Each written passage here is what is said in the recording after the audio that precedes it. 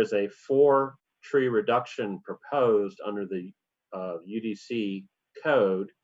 And then instead of having to have 10 overstory frontage trees, the UDC would state just 5 overstory frontage trees on the Dauphin Island Parkway frontage.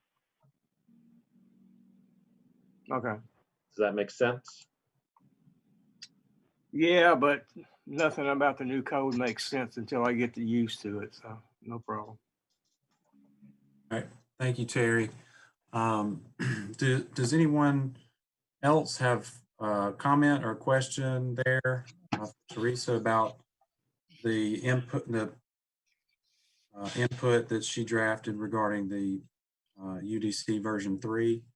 Yeah, I mean, I just have a general comment. So the chapter 65, is that a change? Is that new to this current revision, or has that always been like that? Because I do not recall that in previous editions of this. Yeah, that is a new thing for this version. One, highlights, if you read the front page of the current version or draft of the UDC, it identifies the one of the major differences was that the tree protections and so forth were put into a different chapter of city code, and they would not be in the UDC. So that was a change, William, that definitely between version 2 and version 3, that definitely was a change. Yeah, because I remember that was all available in the previous couple of versions to review, and that's so that is a pretty striking change. I definitely think that will lead to confusion because as it's listed as chapter 5, there's going to be questions of, is it actually part of it? Is it not? And that could leave it where, as Teresa said, where it gets no revision, it gets no review, gets lumped in, and then they say, too bad, the opportunity's been missed. So I definitely do have concerns with that. Okay, thanks, William. Anyone else want to ask a question about that, or Teresa, did you have any other comments? Well, I mean, I just, as far as I missed because I just joined after you guys had this discussion about the tree frontage question, the perimeter plantings, the trees per, the idea is to try to thread the needle between getting enough density without getting too much density. So I guess my question is I just want to make sure that what we're proposing here as something that should be looked at in revising the UDC does try to address that in the proper way. So I mean, maybe Bert, you could comment whether that is our proposed statement actually does try to address having enough overstory trees in a reasonable amount of space, but not putting like a tree that's never going to need that much space in per 50 feet. That's what we're trying to do. We're trying to get that density. We're trying to up the density on the trees required without putting a bunch of trees in that are never going to thrive because they're too close together. Well, that is a difficult needle to thread, as you say. The way it's proposed, we're trying to make sure that there are overstory trees in the frontage and then allow for some understory trees to be planted, whereas current regulation is all overstory.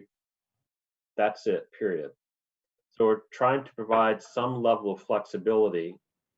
A lot of the complaints we receive about the current standard is that they're required to plant live oak trees if there are power lines near the site, and then the live oak trees get very large and what they say is completely obscures the building, for example, or the signage.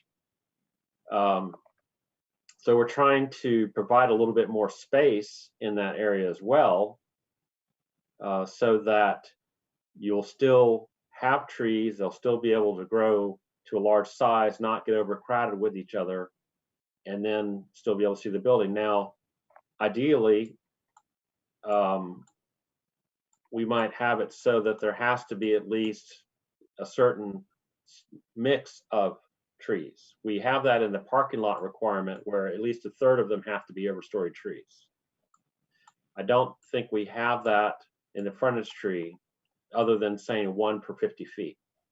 Now, the next question would be, we have a lot of businesses that are putting in palm trees, which currently count as overstory trees because they don't block visibility. So that's how some businesses are trying to get around the current frontage tree requirement, is through the provision of sable palms or something like that instead of live oaks or anything else. And the palm tree wouldn't have the same minimum distancing requirements for healthy growth. Is that right? That's correct. So that's exactly the example we're trying to address. You know, 1 palm for every 50 feet is not the same as 1 live oak for 50 feet. And so if you're going to use palms, closer would be, you shouldn't be able to get away with saying, hey, I'm only going to put 1 tree per 50 feet, even if it's something that would never need that. If you're going to do a tree that has a smaller minimum distancing, then you should have to put more in and to that 30-foot requirement. So that does make sense. Well, in Article 3 on page 54, towards the top of that page, is the plant selection portion of the article. And it does discuss that monocultures are not permitted where you're required to plant at least 9 new trees. So you have to have at least a mixture of 3 different species. Right. But still, I mean, not everything's going to be needing at least 9 trees too. So like, for example, the 6 or the 5 that you were talking about earlier, right? Yes. Okay. All right. Great. All right. Okay, thank you, Teresa and Bert. I appreciate that dialogue. I wanted just to offer again, if any of the tree commissioners have any other questions for Ms. Tessner, please feel free to ask. Go ahead. Devin, I have a quick question for Teresa. I'm pretty sure it's probably an ignorant question, but I just want to clarify. In the second recommendation under the major concerns, that last sentence, it says the proposed code should clearly indicate that each removed heritage tree is be replaced by 2 trees. Is that specifically on the same property? Right. So that brings up something that, because when this was, it actually would have normally been, that would have previously been addressed in the chapter, when the current chapter 64 would have addressed that. But, and I do talk about that more in my next part about chapter 65, the proposal. But the idea would be, yeah, it should go onto the same property. And if the urban forester determines that it can't go onto the same property, those replacements can't go onto the same property, then donation of the equivalent to the tree bank. But the idea is to, if you're going to take 1 down, you need to put 2 back. And then they would be a minimum of 8 inches DBH rather than the 3-inch DBH that just is required minimum for planting. And it's not the 12-inch that goes in part of the definition for heritage tree. It's trees of XYZ species, 12 inches of DBH or larger. So it would be the species with a DBH of 8 inches. You want to replace with a good sized tree, but you also don't want to, you want to give it a good chance of survival. Explain that again. The trees going in are 8 inches? That's what the current codes, the current chapter 64 says for when you remove a heritage tree, you replace it. And Peter, correct me if I'm wrong, but isn't an existing tree measured in DBH and a new tree is measured in caliper? Yes, sir. Yes, sir. That can get confusing. Yeah, because I can tell you this from a tree care standpoint. And Ed Gilman out of the University of Florida, Kim Coder, everybody will tell you, if you put a 12-inch tree in, the amount of canopy and root system you have to chop off to transplant that tree, you can literally plant a 5 to 6 inch tree next to it, and the 5 to 6 inch tree will outgrow that 12-inch tree. Yeah. That's a fact to take into consideration. So perhaps the language should be changed to, you replace it with 2 DBH of 5 inches. Would that be? Caliper of 5 inches. Because this is, and we're talking about just for where you've removed a heritage, where you're removing heritage trees. So you're removing a tree that's a minimum of 12 inches DBH. You're not, I mean, I think probably, I mean, I'm not sure what all, but I think part of, again, trying to thread the needle is you want to try to keep, at least in my mind, we want and part of the goal of Chapter 65 is to try to, preserve our trees, especially our larger trees, because it's very difficult to replace those. And so you're trying to design some standards that at least that provide enough incentive to the developer to work around a tree, because it's, rather than just bulldoze it down and put something back in that's only, 3 inches or whatever. So. Yeah. So Okay. if survival of a tree is basically, of a larger tree is basically, if the best chance of getting survival is 6 inches, maybe we could amend our statement to say with a DBH of 6 inches rather than 8 inches in that case. That sounds reasonable to me, Teresa. Peter, does that seem reasonable? Terry, in caliper translation, because that's the jargon that's used from a nursery. Terry or Bert, 5 or 6 inch DBH would translate to what in caliper? Caliper is measured a foot off the ground. DBH is 4.5 feet. breast height. Yeah. So That's right. Thank you for keeping me tightened up. I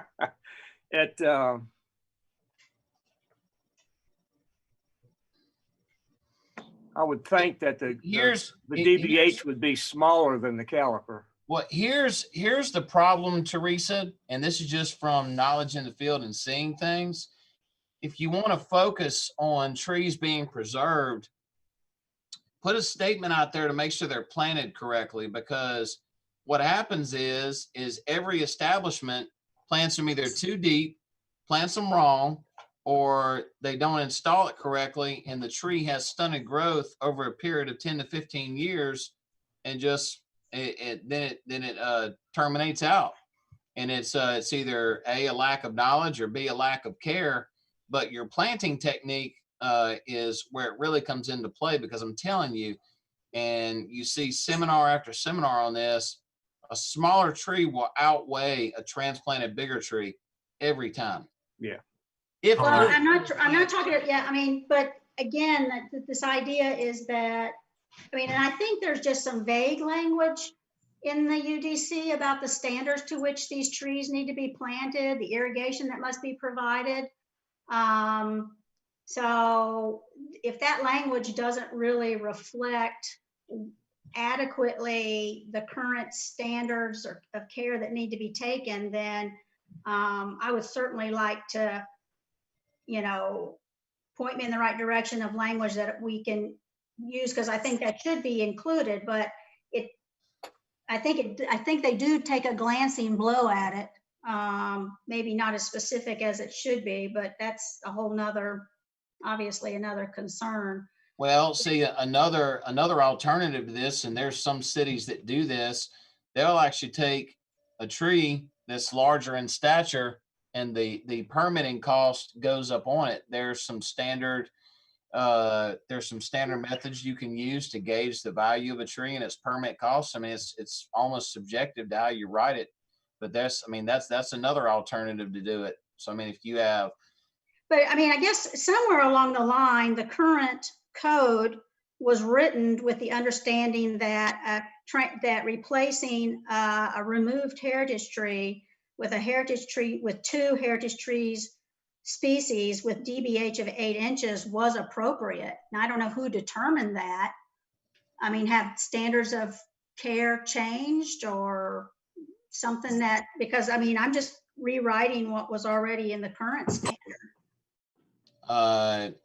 well, I don't know who determined that back in 1992. I was a wee little one then. So, Me So, too. I mean, I'm just, I mean, All right, let me just jump in here. Okay. I think we had a question come in from Ms. Foster, who is a member of the public that wanted to participate. And so I'm going to just pause that exchange there, if I may, and ask Ms. Foster if you'll go ahead and please let us know what was your question, and we'll do our best to try to answer it. Thank you very, very much. I appreciate the opportunity to be here. I'm afraid people like Bert have heard from me for way too many years on things. But Terry and I have walked many a path for planting trees for the past almost 30 years. And if I knew then what I know now, wouldn't have done half of what I did. So when you guys are talking about, some of this stuff, I'm all over you with wanting to make sure you're comparing apples with apples, DBH versus caliper. By the way, I'm also a 26-year master gardener that's coming back as a live oak. So I've got a stack of books over here from various classes on urban trees I've taken. But one of my questions, when you were talking about the street trees, I didn't hear anything given in there about what role, if any, the tree commission has or can get over the utility companies. One of my separate questions is that when you guys have, actually there were a couple of questions. One, in your very first purpose statements, and you've got in there about water stabilization. I'm not only the executive director of Dog River Clearwater Revival, but also of the Peninsula of Mobile. And we have a 10-mile crepe myrtle trail that we would like, and I personally have had to fight for years to keep those from being messed with by people who want to mess with them. We would love to have those included in those districts because we are a recognized trail. You also had in there about the water stabilization. Trees are utilitarian. They serve a purpose for clean water. It's not just clean air, but clean water. They filter toxins. They slow the groundwater. They slow that stormwater down and allow for that absorption. So in your purpose statement, please add water quality. Mobile is at the bottom of the 4th largest estuary in the country. It is important that we keep this tree canopy because that canopy directly connects to that root system underneath, which keeps Dog River, Mobile Bay fishable, swimmable, enjoyable. But power companies have been, ASPLA and those people. I know from personal experience on the Parkway, Terry helped select those species of crepe myrtles that went in. We have 3 separate species. They are street trees. They were signed off on by all utility companies. 20 years go down the road and all of a sudden they come through and start topping them because they're going to get in the way of the power company. They were never in the way in 20 years. They had reached maturity. Now the power company has encouraged growth and created all kinds of bizarre looking trees. So when you're talking about your street trees, please put something in there for yourselves to have some power over the utility, because it's my understanding that we don't have a whole lot of power over there, and they can come back and they can mutilate what we've got. And Debbie, I want to make sure I address your question specifically, and you talked for a few minutes there. So go back to what your question is so we can make sure we answer it. That you're going to have something in there for you to protect yourselves and protect the trees on the right of way from the utility companies. If Okay, it's okay, overstory, then we need to make sure that if they get permission, power company leaves them alone. great. Sorry, I Okay. rambled a great deal. I apologize. No, we love to hear from the public. Thank you so much, Ms. Foster. I've got 18 pages of comments to give you. Oh, wow. Okay. Well, you've got my email, so send them on. Okay, so I want to go back to Teresa because I know you were engaged in some dialogue when I went to Ms. Foster. So did you I mean, I complete don't your know. thought, or you want to move on? Let's go ahead and call for the question here. Yeah, I think, I guess I would just be like, without a clear language that we could substitute for the DBH of 8 inches, then I would just propose it for now. We leave it that. So that, I think, because the main point is that tree being removed, heritage tree being removed should be replaced with heritage trees and not just just a little stick kind of thing. So. Okay. Thank you, Teresa, for that. And let's keep in mind, this is not the law that we're fixing to pass here. You know, this is input, and the city is going to digest that input as they have in the previous versions. And so I just want to thank Teresa for your work on drafting this. And if there are no other questions, I'd like to ask the tree commission if you have any other statements you want to make or suggestions at all. I have a question. Go ahead.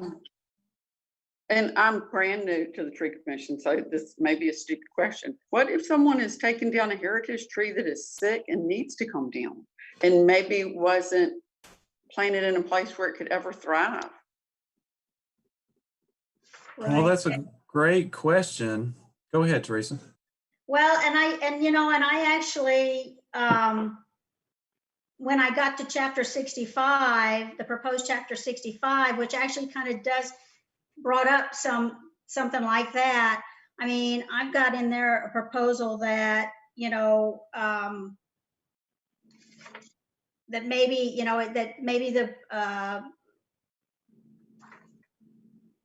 maybe in that case, something should be different as far as what happens as far as permitting goes for trees that need to come down because they're, diseased, dangerous, whatever, versus this particular situation.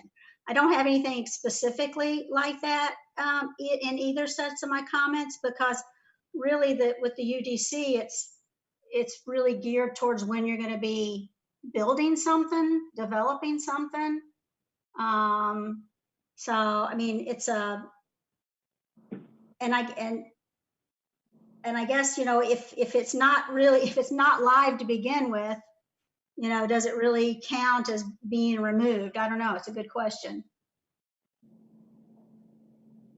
Well, I just know people went nuts over the Broad Street thing. Yeah. And if a tree's sick, sometimes there's nothing you can do. Yeah. Well, you're right. If the tree's dead, there's nothing you can do to bring it back. But that's a great question, Louise. Thank you. And we have procedures that, the city follows if a citizen wishes to remove a tree from their property. Now, I don't know if a business would be treated any differently in terms of, eliminating a sick or dead tree from their private property. They, file a permit request with the urban forester, and they can take care of that. Of course, if it's in the right of way, then that's supposed to be, under the jurisdiction of the tree commission, unless it's certified, health risk. And we have documentation of that, but I don't want to get too far afield from the UDC because, obviously this is a guide, like Teresa said, for, mostly for development purposes and building things. And I I think it does point up, though, the very valid concern that we have that taking these two chapters and taking them apart could potentially really cause a lot of misinterpretation or make it very hard to find out what should be done in that particular situation. Perhaps just even saying something like, that any that requirement can be waived at the by the urban forester. Perhaps just doing something like that would trigger a mechanism so that in this kind of an odd situation where it's basically it's a dead tree, so it's basically just a tall stump, if you will, not living. Maybe then the urban forester could say, "Hey, look, that doesn't count for needing to be replaced at a 2-for-1." I don't know. I mean, I was just going to add. I mean, we've seen scenarios like this. I think because when we do get, especially for development, we do get, hey, a list of recommendation for trees to remove. The urban forestry, they will go through there and say, hey, this tree is not healthy. This tree is not healthy. This tree needs to come down. This tree is not going to grow. These are healthy trees, and those do weigh in decisions on what we approve or not. I don't ever recall a situation where we say, hey, it's just a unique situation. This is a sick tree. It's going to come down anyways. You don't have to do the 2-for-1. So I mean, we've had situations where there have been trees that should have been taken down. I think in this case, if it comes up in the time of development, it's simply a tree that is determined to be removed, whether it is health or sick. It still seems to be that we follow the same replacement, unless I don't remember any unique situation in the past. Right. And I mean, and there's a lot to be said for holding to that standard because, again, that heritage tree, I mean, the goal is to try to get more trees into the landscape. As Ms. Foster pointed out, that Article 1 of Chapter 65 has a long list of why we're trying to preserve trees in the environment. So maybe we All right. Jesse, my other question is what are we looking at doing a letter as similar as last time? Are we looking at submitting? Well, I think, William, what I think we're trying to do is just give the city planning department the input like we did last time. By, if you recall, last time we had a rough draft similar to this, and we just voted to submit this to the city so that they could consider it when they were revising the UDC further. And, it's our goal to try to do the same thing here. But I mean, do we want to take a chance on trying to write a letter and send it by snail mail, or can we use some other mechanism to make these comments to Build Mobile? No, so as long as we vote on it and pass it, and we'll make sure Bert gets an email copy of it immediately. I mean, he's in the planning department, and we'll get it to where it needs to go. Bert, correct me, but that's all we need to do, right? Do it that way. You can also separately, and I know Debbie Foster has done this, put comments on the Build Map for Mobile website where you can comment on specific sections. Okay. And what we're doing is we're downloading all of that into an Excel spreadsheet and sorting it by comments and areas of concern. Okay. I would actually think doing it both ways, getting it electronically in with the way they have feedback and then providing a response. It can't hurt to do it both ways. No, I agree. Yep. Well, if there are no other questions on this, I'd like to ask the commission what's your pleasure here on Teresa, on her draft that she's presented. Terry? Oh, I was just scratching my head, but I'm sorry. I that's thought all you right. raised your hand. Let her Put 'em make on the spot. don't have a whole lot of hair left to scratch. Let her make a motion Okay. so we kind of understand everything, and I think it'll go from there. All right, Teresa. So I would like to make a motion that the Tree Commission submits as our comments for regarding the UDC. The comments that I emailed to you yesterday and that I've summarized here today. All right, you have a motion. Do we have a second? I'll I'll second. second it. I'll let Terry have it. He was scratching his head. Okay, yeah, Terry got robbed out of the last one. So Teresa made the motion. Terry, you seconded that. So, all right, we have a motion and a second. Do we have any further discussion? All right, hearing none, I'm going to call for the vote. So if you're in favor of Teresa's motion, please let it be known by the aye. Aye. Aye. If you're opposed, please let it be known by the sign of no. All right, hearing none, I think the ayes have it, and the draft has been approved for submission. All right, and the next agenda item is a lot like the first. We're gonna look at Teresa. This is regarding the new chapter that we received a few days ago. I don't remember exactly when we got it, but it might have been Monday. And I understand you've had a chance to take a look at that closely.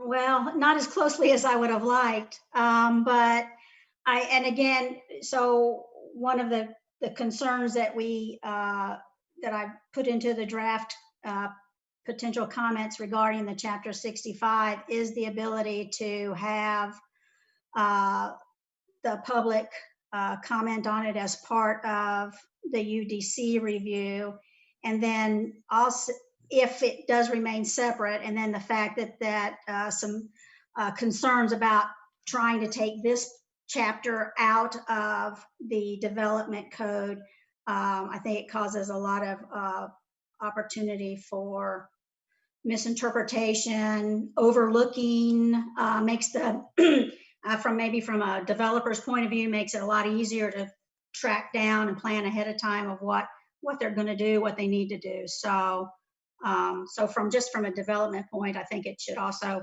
if it does stay separate, then at least include the parts that would be of interest to a developer, have them be in both places, maybe would be the way to go with that. And then also the whole thing of being able to get the replacement trees that as part of the landscape plan. So in the permitting, so that the urban forester can determine that they're being, so that we know that they're going into a place where they're not going to just die. And then if the site doesn't support that, then to include a mechanism so that they can be donated to the tree bank. And so I added that as part of our comments to include that language, which is not in the proposed Chapter 65. Let's see, and then just the general, as it's currently written, Chapter 65 only does not cover residential trees unless they're in a historic district. And then in this case, historic districts, a heritage tree may be removed to unless it's in a historic district, a heritage tree can be removed to allow for any structure or improvement. So there's not really a mechanism in place to encourage a homeowner or a developer to work around what might be a really good specimen tree, and to try to move the driveway off a little bit or something like that. So it would be really great if, as part of the UDC and part of Chapter 65, that gets some mechanism for that gets put in place. I'm not sure exactly how that might look, but I do think that it should be worked on to have that. And then the specific concerns in Article 1. So Chapter 65 does not apply to houses, R1 and R2, that have existing habitable structures unless they're in a historic district. So in many cases, you could have heritage trees that could be removed with no permitting required at all. So as part of the UDC, they're proposing new suburban and urban subzones. And the urban subzone basically covers lots that were developed at, like up to like 1950 or so. So these are lots that have been, in existence for a while. And so I would propose in our comments that we have similar or the same kind of mechanism for urban R1 and R2 properties be in place as for the historic districts. So that applicability language would be changed to the requirements of this subsection shall apply to all land other than public rights of way and areas designated as rights of way located within the corporate limits of the city, except for single family and two family lots in suburban subzones with an existing habitable structure. And then Article 2,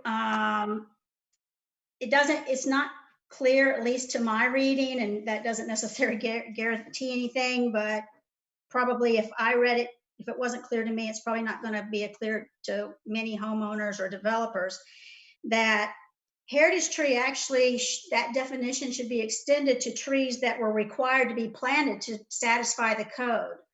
So the way it was in the past, there are places where you were required to plant certain trees, and so those now take heritage status, even if they don't meet the heritage definition otherwise. So maybe they're not 12 inches yet or whatever. So it should be clear that that definition extends to those trees, both going forward and that were required to be planted under the old chapter 64.4. And then the permitting procedure. Now, the way the language is written, it doesn't require a field inspection. And if the field inspection doesn't happen and there's no denial in 10 days, the permit gets automatically allowed. And I don't think that, I don't think an automatic approval should occur when you're talking about trying to remove heritage trees.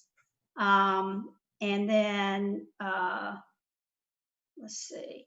And then I did put it in proposed comments about for R1 and R2 properties. So this would not be for commercial development, but for R1 and R2 properties where the tree removal is requested because the tree's dead, diseased, can't be a hazard, that the permitting cost be reduced to $30 per tree rather than the $100 that's in the current proposal, the current chapter, proposed chapter 65. And also the chapter 65 does not clearly call out that this also applies to trimming or pruning. It just says removal or relocation. So I suggest that we make that clear and make clear what the permit procedures are for that particular case. And then some technical stuff about protecting trees during construction. The code really doesn't, it doesn't establish a very large protection zone, and it doesn't really meet the standards that ANSI or most municipalities are using when they're talking about tree protection zones. So I propose a change in language that would make that tree protection zone larger than what's currently in the proposed chapter, and would also give some protection for the critical root zone as well, and define what the critical root zone is. And then another construction thing about dealing with how close you can put driveways, sidewalks, or streets to tree with a DBH of, or how close you can put driveways, trees, or streets to a tree that's being retained, a heritage tree or a heritage oak tree. And that's it. All right.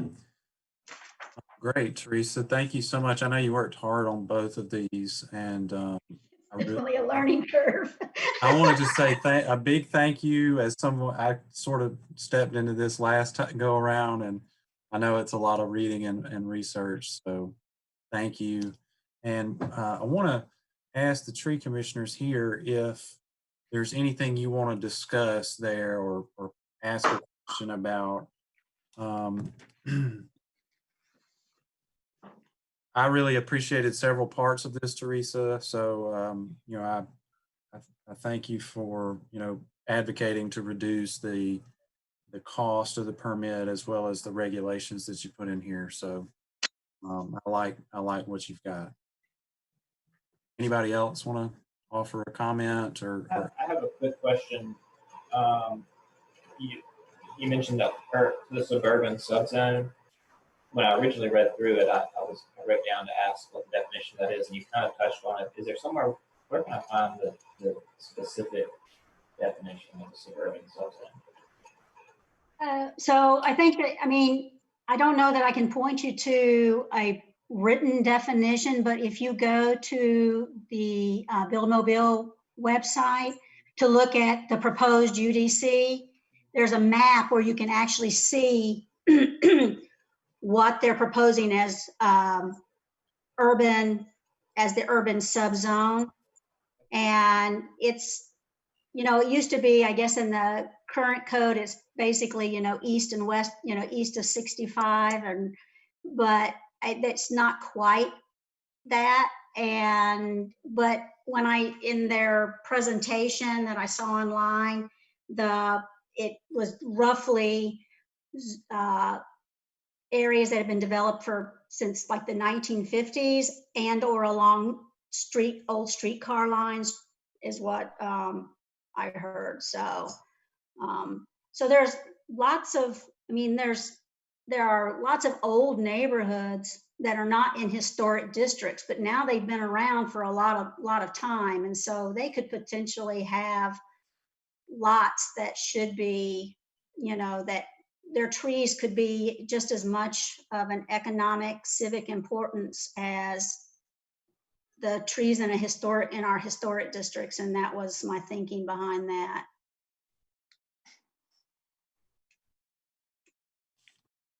All right, thank you for that. Anyone else? Okay. Debbie Foster has a question again. Okay. All right.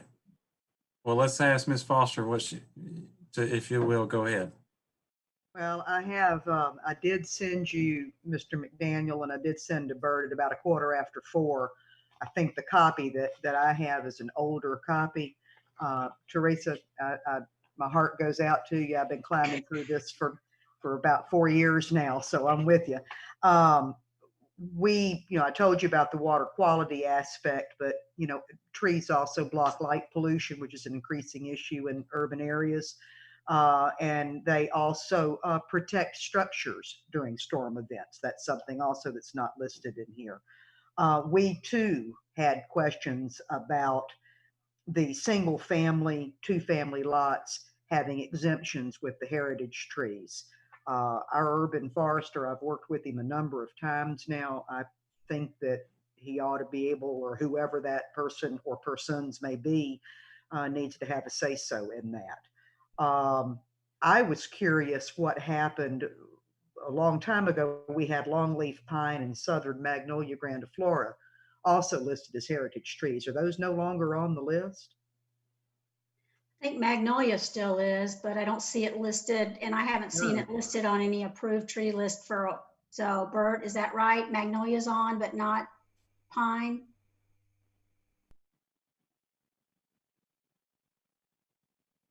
Let me check, hold on. Because we've almost, I mean, Dog River, of course, we're an environmental organization, but we've about wiped out our longleaf pine population in the South. And those need to be, Teresa's absolutely spot on. You take 75% of the homes inside city limits in Mobile, and they're going to exceed 50 years old. We've got pines that are, well in existence of over 100 years old. They're in the way of your driveway. Move your driveway. The tree was there first. So that was one of ours. Again, I'd like to submit these questions, if I may, or comments to y'all for submission for your consideration to include in your official comments. We are asking for the peninsula to be included in that. We believe too in section 3 under your urban forestry, article 3, section 2, about 3/4 of the way down, variety of trees and plants material throughout the city, providing for an overall tree maintenance and replacement plan. We think that an educated assessment of the risk of these trees may prove that the trees are not danger. They may not be posing danger. It may be it's just ignorance of the way the tree was done, or maybe improper pruning that left it looking the way it looks. And with a proper arborist, in 10 years, it'll be fine. Further on I'm on page 4 of 10 under 2, duties. D, educate the public as to the provisions of Article 4. Historic benefits of trees, that needs to also be added. The human health that trees provide, as well as storm protection benefits. Another thing we would like to have added on behalf of both organizations is the tree canopy, the coastal oaks that line the shoreline on the western shore of Mobile Bay. We are undergoing right now a Western Shore Watershed management planning process, and these coastal oaks, right now, private property owners can go cut them down. We need them not to be able to, because that holds the shoreline for the entire, all of those root systems are connected. I'm with Teresa. We need to have maintenance put into some of these. All too often, we've watched the contractors come in, only have to protect 10 feet out from that tree trunk, and 20 years down the road, the tree died because of compaction to the soil, because that canopy went out 50 feet. That needs to change, and get a multi-year guarantee of success, not just a 1 or 2 years, which is what I think I've seen in the UDC. We agree with Teresa on the no automatic issuance. Also agree about moving the darn driveway. If your driveway's in the way of something, maybe you need to relook at where your driveway is. I've told you about us wanting to be added. I'm trying to see what else here. Approval of urban forester. Oh, the tree protection, that's back to the 10 feet. It should go out to the drip line. The sidewalks, those, where you put a sidewalk, I think to me, would you not want to take into consideration the age of the tree and the species of the tree?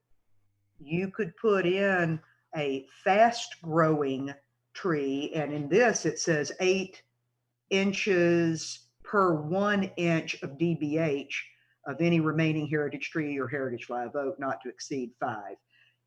Depending on the age of that tree, 8 years down the road, 12 years down the road, you're going to have encroachment. So we might want to somehow either give it more breadth or have a line in there of dependent upon the species. And I think that wraps it up for us, and I have sent it to you. Oh, and I think raising the amount of fine. We have far too many. I'm dealing with one in the Dog River Watershed right now, where hundreds of trees were cut down, and they knew better. But it's cheaper to do it and get them out of the way and pay the fine than it is to go in ahead of time. So those are my comments, and I'll send them in writing. I already have sent them in writing. I want to make sure you've submitted them have you submitted those to Build Mobile also? No, sir, not yet. I was late getting this. Okay, okay. And I've been working on, did I understand y'all that you are asking for an extension of the public comment deadline? Because Well, we asked. Part of and the we were comment. fine. That's in the comment, but I don't think that I haven't heard of anything that they're going to extend the deadline for public comment. We, on behalf of 8 different agencies, incorporating thousands of people, asked for an extension of the deadline. And 2 days ago was given Right. a no on that. I Okay. know that yesterday another organization asked, and I believe they've not received an answer yet. But I too just looked at this, but I gave it to you, Mr. McDaniel, and to Bert. Yes. Yes, we will be incorporating these into our formal comments that are submitted. Okay. Thank you. And I think that's important for all of our organizations to weigh in that have an interest, and certainly appreciate you for the work you're doing. And I will read this more thoroughly, Ms. Foster. Obviously, we just got it, so I don't know if we can incorporate it into, without having taken a closer look, sight unseen. I don't know if we can submit that as our official input, but I do think that you and others should be submitting your input directly to Build Mobile on these issues, and stay in touch. Let's stay in touch, okay? Yes. Because I personally want to work with you, and I know that my colleagues do as well. So Wonderful, thank you. Yeah, Bert and I are on speed dial. okay. All right, so thank you. And I want to ask the tree commissioners now, in the interest of time, if you have any questions or concerns about what Teresa went over with us. I think it's important to get the comments in, even though there is confusion on the chapter 65. I think the main thing is to get that timeline, and then that way it's in there. It's something that has to be addressed. And in some ways that gives us, more time to ask, why is that separate and what's the confusion driving that? Yeah, and William, that's right. And there is another version of this coming, from what I understand. Bert, you correct me if I'm wrong, but I think that there is a version 4 coming after all of this, and then there'll be another public comment period. Is that right? Well, right now we're in a non-required review, public review. Okay. So the next step is for staff to go through all the comments we receive, make revisions to the proposed UDC, and develop a version 4, which is the version that would then be presented for official public review and comment to the Planning Commission. Okay. All right. And so, and that's good to know. And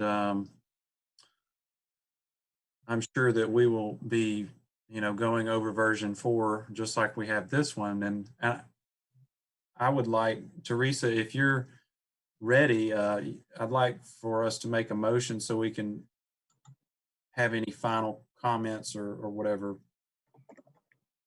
So I'd like to make a motion that we submit these proposed comments regarding Chapter 65 to the UDC to build Mobile about as part of the comment period for this version. All right. Thank you. We have a motion, and do we have a second? I will second that one. All right. Mr. Rooks made the second on that. So we have a motion and a second, and this will be our last opportunity to discuss if there's any other questions or concerns. I just for my sake, as an individual, I just want to encourage the city to, do the best you can to incorporate, the concerns and things you're hearing from the public and from these organizations that, obviously work so hard to protect our watershed or to protect our trees. And, I know that from version 2 to version 3, I don't know that a lot of our comments were really adopted or addressed. So I just want to ask nicely to say, please consider these other organizations who, do have an interest, and I certainly thank all the public for being here today, as well as all the staff. So I'm going to shut up, and if there's any other discussion, this is your time to say it. All right, so go ahead. Well, never mind. It's all right. I'll just briefly say I understand that this is a daunting task to get through this stuff, so I appreciate Teresa's going through, just like Justice Thank said. you. But there are some things in it that I think just sort of philosophically, I don't know that I'm necessarily comfortable getting behind, and so I know it doesn't matter, but I'll probably vote against it. Okay, well, I mean, yeah, it certainly matters. Yeah. Okay, well, certainly have that right, and we appreciate you, expressing your views, certainly. And is there any other comments before we vote? I would just say on top of that, I mean, we are all open to provide our own comments online. I know I did fairly extensive with Vision 1 and 2, not so much this one, but we're all private citizens, so we can provide our own feedback, whether it's for this or something we like differently. So we always have that right as well. Yep. You're And right. we do encourage individuals as well as organizations to submit comments. All right. Well, no further comments from the commissioners, then I'm going to go ahead and ask that we vote. And if you are in favor of Ms. Tessner's motion, I'd just like for you to make that known by the sign of aye. Aye. And if you're opposed, please let it be known by the sign of no. Yeah. All right. So we have the ayes have it, and the motion has passed. That is the conclusion of the business that we had on the agenda. Do we have any announcements? I have one. The next meeting of the Tree Commission is going to be on July the 21st. And, we're going to be talking about possibly trying to do strategic planning. And I would encourage everyone to please try to be there for that conversation, and let's try to move the ball forward in that regard so we can serve the public and the city of Mobile to the fullest ability. So that's my announcement. Do we have any others? Okay. Well, I thank you all for your time today. This meeting went a little longer than I thought it would, so I appreciate your patience today. And y'all to call me or email me anytime. And with that being said, I'm going to go ahead and ask if we have a motion to adjourn. So moved. I'll second. All right. So motion has been made and a second. All those in favor say aye. Aye. And all those opposed say no. Thank you. The ayes have it, and we'll conclude the meeting. Thank you. Thank Appreciate you. Thank you Thank so you. much.